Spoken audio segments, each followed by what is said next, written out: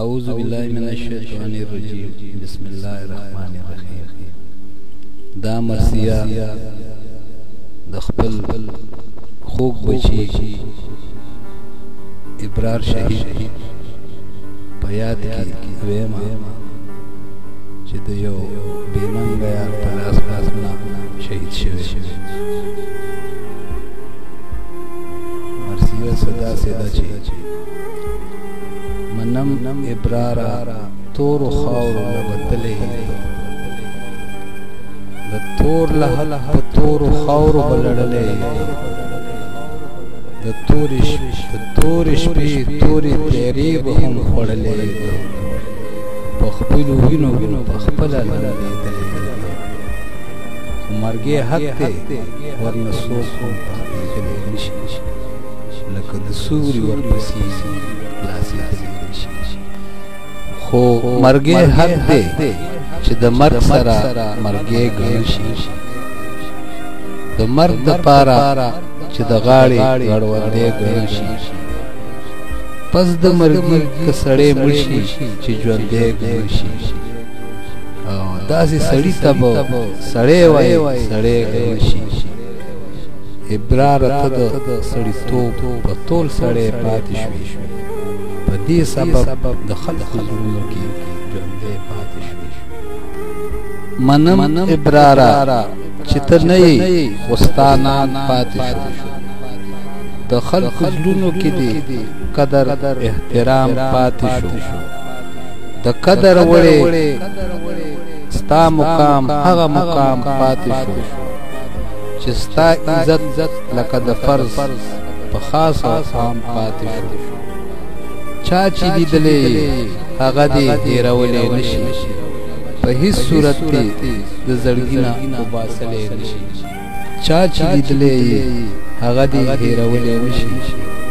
په هیڅ صورت کې د زړګي نه وباسلی نشي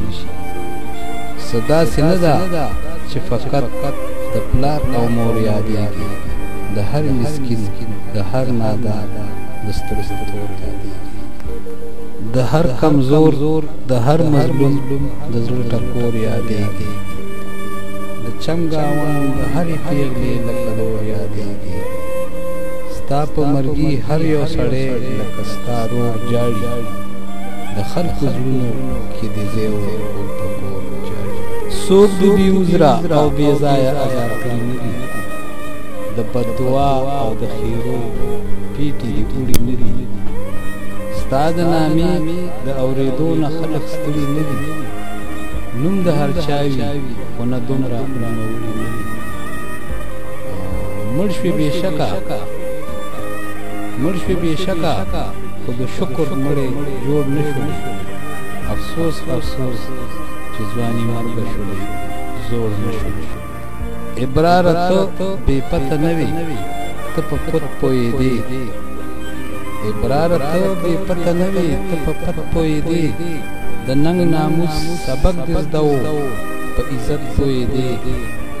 ته په مقصد د سرو او سپینو او دولت پوهېدې راغونډې نه کړل په عطا او سخاوت پوهېدې لکه باران وي په پردو ورېدې خپل ورېدې